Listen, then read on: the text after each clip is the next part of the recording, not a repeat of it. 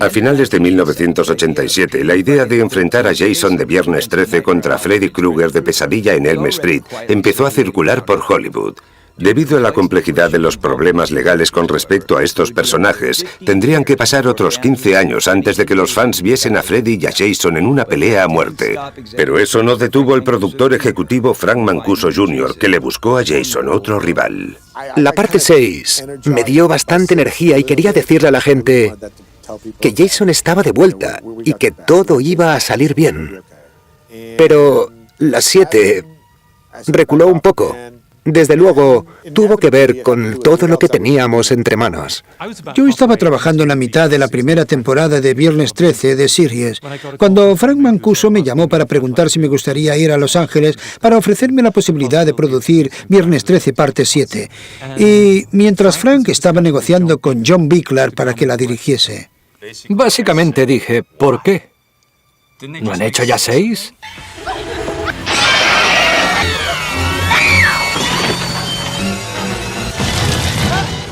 Quiero decir, ¿para qué vas a hacer una séptima parte? Y eso es lo que le dije a Frank Mancuso con mi agente delante y se quedaron pasmados. Y creo que al final me dieron el trabajo porque no quería hacerlo y porque iba a conducirlo en una dirección distinta. John había sido maquillador de efectos especiales. Había dirigido Troll y unas cuantas películas más. Había salido de Empire de Charlie Mann, el mundo del terror de bajo presupuesto. Era el candidato perfecto. Debido a mi historial con los efectos especiales, creo que me consideraron una buena opción, porque podía aportar ese enfoque. Incluso cuando llegamos a la séptima seguían siendo baratas, así que no había un riesgo real. El guión original, titulado como Jason's Destroyer, fue escrito por Daryl Haney y pretendía enfrentar a Jason contra un nuevo poderoso pero improbable adversario. Obviamente, la diferencia principal de este Viernes 13 es que la rival es una mujer, una chica que pudiese enfrentarse a Jason. La sinopsis iba a ser: Carrie conoce a Jason, una chica con poderes telequinéticos impresionantes. Lo primero que recuerdo cuando cogí el guión para Viernes 13 fue el nombre falso, Birthday Bash. Y mi marido, que era muy fan de la saga, me dice: esto es Viernes 13, no es Birthday Bash. Tienes que hacerlo, por favor. Y me suplicó que aceptase. Lar era increíble. Y no creo que nadie la hubiese visto antes en otro trabajo, pero era estupenda. Una de las inspiraciones visuales para mí fue una película de Hammer titulada Las manos del destripador, en la que, en esencia, salía una preciosa chica rubia, la hija de Jack el Destripador. Esa imagen se me quedó grabada y de ahí surgió Tina. Me identificaba con rasgos de Tina desde el principio. Era muy vulnerable, como mucha gente. Puede que sean duras por fuera, pero en el interior son vulnerables. Así que Tina pasó a ser lo que sería un clon de Carrie, pero con un pasado diferente. De nuevo, Viernes 13 parte 7 empezaba en Crystal Lake, donde una joven Tina Shepard desata sus poderosas habilidades telequinéticas. Mi hija, interpretada por Jennifer Banco, tenía poderes especiales y mi marido, John Outrin, era un alcohólico. Siempre me pegaba. Solo hago eso. Era un padre maltratador. Y mi hija pequeña pudo causarle la muerte. Un día está harta y, por accidente, lo mata con sus poderes telequinéticos. Dice: te odio, papá. Recuerdo que hice... Y acto seguido, se hunde el muelle y muero. Pero fue increíble porque tuvimos que grabar varias tomas y el puente temblaba y se derrumbaba. Y entonces volvía a su sitio y vuelta a empezar. Tras pasar años en un hospital psiquiátrico, una Tina de 17 años vuelve a Crystal Lake para enfrentarse a su pasado y exorcizar a sus demonios. No sabías de lo que Tina era capaz. Ni ella lo sabía. Siempre pensaba en... ¿qué pasaría si se volviese a enfadar y dañase a alguien a quien quisiese? Porque no podía saber qué pensaba y ella no podía controlarlo. Hasta el final, su rival no es Jason, sino su doctor, ya que intenta explotarla. Terry Kaiser interpretó al doctor. Hizo de cadáver, en este muerto está muy vivo. Se hizo muy famoso, sin hablar. Quiere escribir un artículo de investigación sobre ella. Se la lleva a Crystal Lake, donde mató a su padre por accidente para ponerla muy nerviosa. En vez de hacerla enfadar con los chavales en el baile, se la lleva al lago y ella concentra su ira y el lago empieza a burbujear y despierta a Jason. Jason nunca había sido interpretado más de una vez por el mismo actor o especialista, pero eso estaba a punto de cambiar. Llega Kane Hodder. Había trabajado con Kane Hodder en un par de películas. Una se llamaba Ciudad Fantasma y la otra Presidio. Y pensé que podía ser el tipo de hombre que me gustaría que interpretase a Jason, porque es coordinador, es especialista, y podía actuar con un montón de prostéticos y maquillaje. Era fan de la saga desde hacía tiempo, del cine de terror en general. Me encantaba el personaje de Jason, pero no tenía ni idea de que tendría la oportunidad de interpretarlo. La verdad es que acepté sin tener ningún plan. Quería hacer lo que me saliese natural. No consigues una buena actuación, ni el enfrentamiento visceral uno contra uno, si no tienes el actor adecuado, si no tienes a alguien que pueda actuar bajo kilos de látex, que no tenga diálogo, pero sepas lo que piensa. Es evidente que Kane Hodder hizo un gran trabajo. Aunque la línea temporal no está del todo clara, han pasado al menos 10 años desde los sucesos de la sexta parte, cuando se abandonó a Jason supuestamente muerto en el fondo del lago. La propuesta de Bickler era que Jason es un cadáver podrido, por lo que llevaba mucho maquillaje. Cada cicatriz, cada corte, cada arañazo que Jason había sufrido aparecían en el Jason que creamos para la parte 7. Me informé sobre las interpretaciones previas y para mí era demasiado zombie para mi gusto. Así que intenté introducir cosas sutiles para que pareciese un poco más humano, como la respiración o los giros, en los que primero muevo la cabeza y luego el cuerpo. Son cosas que sentí que debía hacer y me sentí bastante imponente. Todos pensamos que debía haber sido Jason desde el principio. Todos los Jason. Fue el que interpretó más veces a Jason en las películas de Viernes 13, porque aportó algo al personaje. Mientras Tina se somete a los experimentos poco éticos del Dr. Crews, la casa de al lado está infestada de otro grupo de adolescentes, entre ellos el guapo pero sensible Nick, Maddie el patito feo y la malvada Melissa, interpretada por la difunta Susan Jennifer Sullivan. Me acuerdo de Susan Jennifer Sullivan. Muy divertida. No se parecía a su personaje, era muy dulce. Estaba interpretando algo que no era, porque aunque tuviera ese aire de princesa pija y privilegiada, era muy humilde y agradable. Como dato curioso, en este momento, los fans conocen a la séptima parte como Free Gay. Sabíamos que un gran número de los miembros del reparto y del equipo, hombres y mujeres, eran homosexuales, pero eso nunca nos afectó. Creo que conozco una de las razones por las que acuñó el nombre de Free Gay. Kevin, el interés romántico de Lar Park Lincoln, creo que era gay y puede que algunas personas considerasen que no tenía química y que ella no debía estar muy interesada por él. Había rumores en el set de que no se llevaban muy bien, y a mí me pareció bastante duro, porque en la película tiene que parecer que se llevan genial y que están unidos. Yo ni me había dado cuenta de que no tenían mucha química, pero ahora que hago memoria, Lar a veces me comentaba alguna cosa algo rara, pero nunca hablaban mal del otro. La película está bien. Todos los romances y el drama funcionan. No creo que a Jason le importe tu orientación sexual para querer matarte. Es un asesino que no discrimina.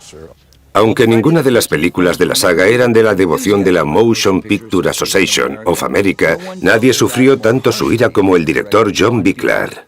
Lo he dicho muchas veces, pero vuelvo a repetirlo.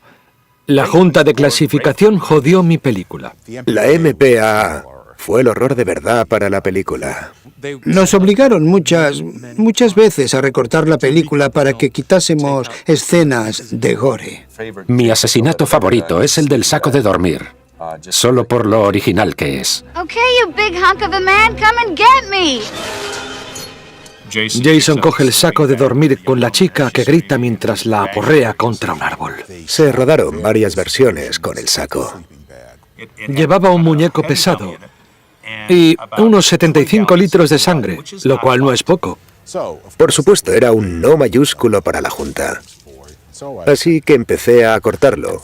Y al final, en la versión final, coge el saco de dormir, golpea el árbol una vez y lo suelta. Es una de las pocas ocasiones en las que creo que la versión editada es mejor que la original. Con cada muerte en la película, grabamos escenas que eran muy gráficas, como el chico al que asesinaron en el lago mientras su novia nadaba desnuda, porque había muchos más detalles sobre lo que le ocurría a él. Jason, como un golfista profesional, balancea el hacha hacia arriba y le destroza la mandíbula, partiéndole la cara y saliendo un montón de sangre. En la película, por desgracia, se corta antes de que se haga ninguna conexión. Para mí, es como contar un chiste sin acabar. Creo que la muerte de Billy Butler también fue genial, porque no ves cómo ocurre, pero ves la reacción de Tina. William Butler y yo también hicimos juntos La Matanza de Texas. Muchos de nuestros fans suelen comentar que hicimos 2 películas de terror juntos en cuestión de un par de años. Eso les parece genial, y a mí también. Estábamos grabando Viernes 13, parte 7 en febrero en Alabama. Llevábamos a un tipo con pistola para que disparase a los caimanes. Era un hombre bastante mayor y muy lento, así que no estoy segura de que hubiese podido disparar a un caimán. Fue raro. Oh, get real, Maddie. You're not his type. You need a little touch-up work first. Thanks. Diana Barrows hacía el patito feo que necesita un cambio de imagen. Need a little touch-up work my ass. Volvimos a filmar en Topanga para que las muertes fuesen algo más largas. Fueron las escenas de Maddie fumando hierba por primera vez con David y también más versiones de mi muerte. Años más tarde, mi exnovio me confesó que después de que le dejase, vio la escena de mi muerte 1.000.000 de veces mientras decía: «Cógela, Jason, a por ella». Puedo aseguraros que recuerdo cómo murió Ben, mi novio en la película. Cree que Michael está sacudiendo la furgo, pero es Jason. Baja de la furgoneta y ya no tiene ganas de sexo. Quiere encontrar a Michael. Creo que nunca he visto un asesinato parecido. Solo le coge la cabeza, una mano en el cráneo y otra en la barbilla y le saca todo el jugo. En el guión, describía mi muerte como la cabeza de Ben revienta como una espinilla. Fabricaron una cabeza de mentira y la llenaron con requesón o algo de porquería. Después de aplastarme, Jason coge la bocina y se la ensarta. No me di cuenta hasta más tarde de que cuando se le clava la bocina, hace ruido. Cuando estábamos en Alabama, rodamos una escena para la que prepararon una especie de cuerpo prostético bajo el camisón, y él coge una espada grande y me parte por la mitad. Pero al cambiar al cuerpo falso no se veía realista. No se dieron cuenta hasta que volvimos. Por eso la regrabamos. Se rodó una nueva escena de la muerte de Robin en la misma casa del cañón de Topanga que había servido previamente como lugar de residencia de los Jarvis en Viernes 13, capítulo final. Me cogió por el cuello y me lanzó por la ventana. Pero lo divertido es que contrataron a un especialista para que fuese mi doble. De modo que cuando se ve el cuerpo saliendo por la ventana es un tío con unas piernas gigantes y una bonita peluca pelirroja. Recuerdo que la gente pensó que tenía las piernas muy musculosas. Las cosas se ponen difíciles. Y descubrimos que Tina no solo tiene esa habilidad psicoquinética, sino que puede predecir cosas que van a suceder, pero no exactamente como ocurren. Ve una imagen surrealista de la realidad. De vez en cuando, si alguno de los personajes era muy malvado, quería poder asesinarlos de una forma algo más violenta, como al Dr. Cruz. El personaje de Terry no era un buen doctor. You have deliberately turned my daughter into an emotional wreck. It's not true. De hecho, en la escena de mi muerte, cuando estamos en el bosque y yo voy corriendo, él ve a Jason acercarse y literalmente se cubre con mi cuerpo para salvarse. Aunque sea solo un segundo. Es ese tipo de hombre. Ese debía morir de una forma violenta y creativa, mucho más que otros. La muerte del psiquiatra fue otra de las que la MPAA destrozó. Cuando vi la película, me sorprendió que habían quitado muchas de las partes más gore. Era una máquina real. Nunca he vuelto a ver una, y no la había visto antes. Era como una desbrozadora con una hoja de sierra, una gran arma. No salió mucho en la película, por desgracia. Lo grabamos desde todos los ángulos, cómo cortaba el cuerpo prostético, la sangre, los órganos... ¡Fuera!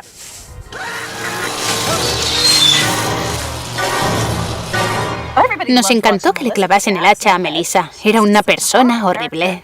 Era la zorra por excelencia. Todo el mundo lo estaba deseando. Tina, Melissa y yo.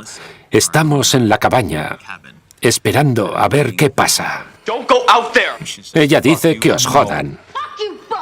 Se da la vuelta y ¿quién aparece? Jason está ahí con el hacha y se la clava en el cráneo. También grabamos un plano de su cara recibiendo el hachazo, pero no acabó en el montaje. Recuerdo que vimos a la especialista volar por la habitación con un hacha en la... Fue extraordinario. Ver esa escena fue muy divertido. Eso lo grabamos en un sitio muy pequeño. Y Kane ocupa la mitad de la habitación. Subimos arriba muy asustados. Es lo que hay que hacer. No se sale a la calle, se sube. Desde el principio pensé que debería ser una película de especialistas, más que de efectos de maquillaje. También está la increíble escena en la que camina hacia él. Me encantaron las ramas enredándosele en las piernas y acabando con él. Me maltrataron mucho más de lo que esperaba, pero me gustó hacerlo porque ayudó a que quedase mejor. La batalla continuó, siguió y grabamos muchísimo. Fue difícil para mí, porque mi personaje estaba triste a perpetuidad, así que tenía que ponerme tensa todo el rato para evitar echarme a llorar y que fluyese la ira, el recelo y la locura. Dependíamos mucho de los otros efectos mecánicos, como la caída del techo. En cuanto me golpeó esa cosa, no tuve que actuar. Me golpeó tan fuerte y con tanta fuerza que choqué contra las escaleras. En la película teníamos efectos especiales que competían un poco con los asesinatos. Había televisiones volando por la habitación y explosiones y el collar de perlas rompiéndose y toda esa magia genial que no es frecuente en esta saga. Y queríamos aprovechar ese aspecto con el maquillaje, los especialistas, los efectos físicos, todo. Cada vez que me daba la vuelta estaba haciendo algo distinto. Me gustaron los clavos y el gas en el sótano. Me encantó esa escena. Está harto de todo lo que le está haciendo. Y recuerdo perfectamente a Bicklar decir: «Haz esto, mueve mucho la cara». No paró de hablar. Siempre me ha fascinado Kane, porque tuvo un accidente como especialista y se quemó trabajando. Tenía cicatrices en el pecho y el cuello. Había conquistado su miedo y siguió adelante, porque sabía que nada podía detenerlo. En la película volaron por los aires una casa entera. Fue sorprendente. Pusimos pirotecnia en varios sitios para que hiciese pum, pum, pum, pum. Todo el mundo estaba fumando. Y arriba, en los aleros dentro de la casa, había unas cuerdecitas colgadas. Y pregunté para qué eran y me respondieron: «Vamos a volar la casa». Y les dije: «¿La casa está lista para explotar y todos estáis fumando?». Se dio la orden, sí, estábamos listos. Empezó la cuenta atrás. Nos tensamos, iba a ser fantástico. Se pulsó el botón y todo el edificio estalló en un instante. Yo estaba presente cuando filmaron la explosión y, no sé, algo debió de salir mal porque podía sentirse el calor. Al día siguiente no se veía ni un solo pedazo de madera, más grande que una cerilla. Era Apocalypse Now. Demasiado grande. Se rompieron todas las lentes y se derritieron los filtros. Creo que el fragmento de explosión más largo que grabamos era de unos 20 cuadros, menos de un segundo. Logramos crear algo que pudieses ver y pensar, bueno, ha habido una explosión, pero ese día estábamos desolados. Desde los primeros días de la producción, John Bickler estuvo en conflicto con un miembro clave del equipo ejecutivo de Frank Mancuso Jr. Cuando eres el director de una película, tienes una visión. Al productor le interesa el dinero y al director le interesa el producto. En este caso en particular, fue casi mano a mano con mi productora asociada. Barbara Sachs trabajó para Frank Mancuso en muchas partes del desarrollo. Era la responsable de... ella dijo, siempre con nosotros, así que representaba un gran papel en la empresa. Había tensiones ocasionales entre ella y John, porque ella aportaba ideas, pero él tenía su propia visión. Y sabía lo que hacía. No era un nuevo género para él. La saga de Viernes 13 estaba un poco fuera de su repertorio. No estaba dentro de su dirección intelectual y emocional. No le gustaba el terror.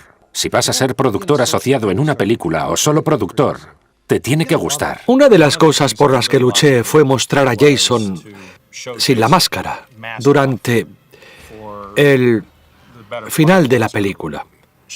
Odiaba la pinta de Jason.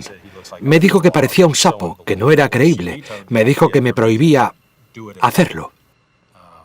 Yo estaba muy ocupado y no podía consultarlo con mi superior y hablar con Frank y conseguir permiso. Así que lo hice de todos modos. Al final, a Frank Mancuso le encantó la manera en la que le quitamos la máscara. Parecía estar siempre en el medio. Creo que también hubo problemas con el final, sobre cómo iba a ser el padre. El fantasma del padre de Tina iba a ser un muñeco completamente animatrónico. Llevo descomponiéndome entre 7 y 10 años en el agua. Estoy tan feo como Jason. Le pusimos los prostéticos a John, preparamos el muñeco y, por supuesto, lo vetó, porque iba en contra de lo que quería. Lo cierto es que me maquillaron y empezamos a grabar. Salí del agua con el traje puesto y arrastré a Jason, pero no se aprovechó. Así que lo que se ve al final es que John Otrin aparece con la cara sucia y arrastra a Jason. Creo que cuando la gente lo vio pensó, ¡qué cutre! Me sentí mal de verdad por John, porque había hecho cosas muy buenas en esta película, y eso nunca saldría a la luz, y algunas de esas escenas se perdieron y borraron. Durante años, los fans han pedido una versión en vídeo de la película en su forma completa. Por desgracia, nunca podrá consumirse la versión sin censurar de Viernes 13, parte 7. Sería genial ser capaces de volver atrás a Viernes 13, parte 7, y volver a montarla de una forma más coherente a nivel creativo. Lamentablemente, ese metraje se descartó. Paramount destruyó todas las escenas eliminadas, lo cual es una tragedia. Sin esos elementos, sin las escenas descartadas, no hay esperanza de hacer una edición del director o una versión alternativa, porque la grabación no existe. Como gran parte del buen cine estadounidense, ahora se ha perdido. No quiero decir que esta película forme parte de ese cine, pero es otro tipo de buen cine. No era una película de estudio per se, pero tuvo muchos de los adornos de una película así. Y al final no me dejó satisfecho con tanta gente al timón. A veces los directores pueden volverse bruscos, pero John nunca lo hizo. Y eso que tuvo muchas fuerzas externas que podrían haberlo vuelto loco. Estábamos luchando en todo tipo de batallas con la producción de la película. Pero siempre fue bueno conmigo. Llegaba a casa y pensaba que iba a parecer tonta y que sería el fin de mi carrera, pero confié en él.